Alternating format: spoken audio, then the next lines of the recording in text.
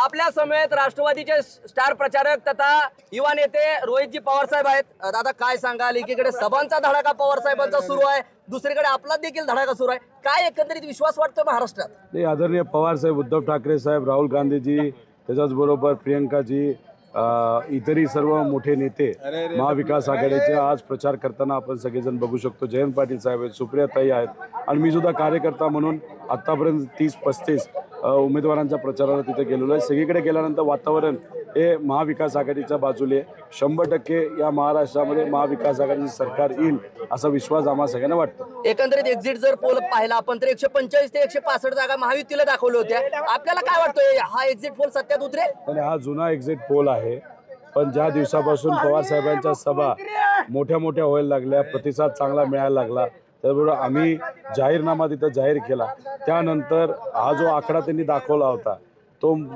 बदललेला आहे आणि आपल्याला 170 पेक्षा जास्त जागा तिथे दिसतात।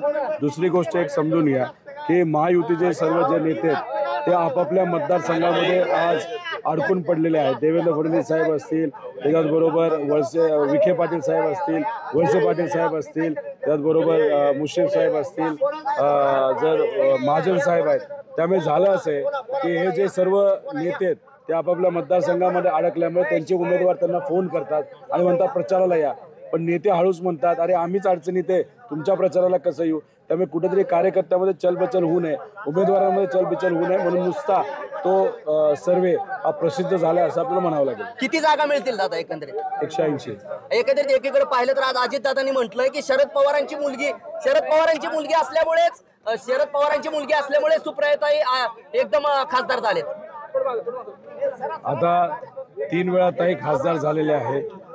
अजितदादाला मला विनंती करायची आहे की तिथे असलेल्या स्वाभिमानी नागरिकांनी सुप्रियाताईंना निवडून दिलेलं आहे। पवार साहेबांचं तर काम मोठं आहेच ना, पवार साहेबांकडे बघून तुम्हालाही एकदा कधीतरी निवडून दिलं होतं आणि मग अशा पद्धतीने तिथं असलेले जे मतदार आहेत त्यांची तुम्ही हे करू नका। सुप्रियाताई ह्या स्वतः तिथं चांगलं काम करतात, सुप्रियाताईकडे बघून सुद्धा मतदान तिथं झालं, पवार साहेबांकडे बघून मतदान तिथं झालेलं आहे आणि गेल्या वेळेस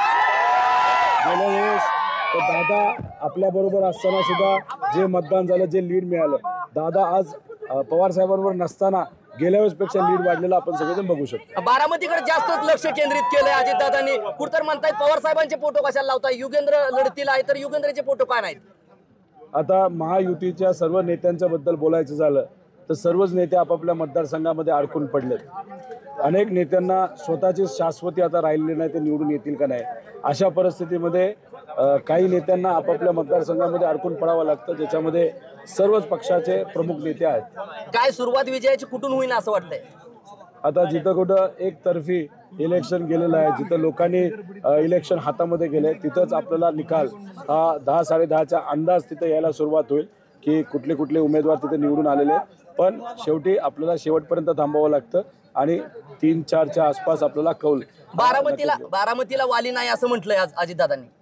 आता दादा असे का म्हणतात मला माहित नाही, शेवटी लोकसभेला सुद्धा अशाच पद्धतीने काही प्रमाणात भावनिक करण्याचा विषय आणि प्रयत्न तिथं केला गेला होता, पण ते असताना सुद्धा लोकसभेला चांगली लीड सुप्रियाताईंना बारामती विधानसभा मतदारसंघातून मिळालेली आणि आत्ता जर तुम्ही तिथं गेला, वातावरण जसं लोकसभेला होतं तसंच विधानसभेला सुद्धा आहे। कसं काय नातवाचा इतका पुळका यायला लागलाय, मला मी प्रतिभाताईंना भेटणार आहे असं म्हणतायत अजितदादा?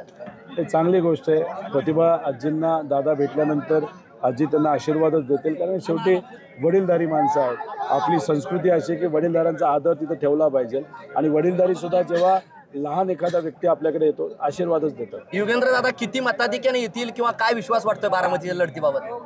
23 तारखेपर्यंत थांबा, आपल्याला कळेलच। हे होते रोहित पवार आणि यांनी ठोसपणे जे आहे ते 180 जागा जिंकण्याचा विश्वास जो आहे तो TV9शी बोलताना व्यक्त केलाय। माझा सहकारी कॅमेरा पर्सन गणेश गुंडसा, मी संदीप शिंदे, TV9 मराठी।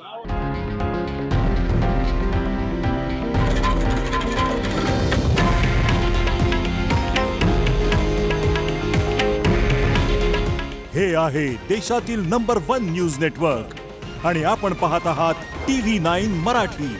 काळजी तुमची, हित महाराष्ट्राचं।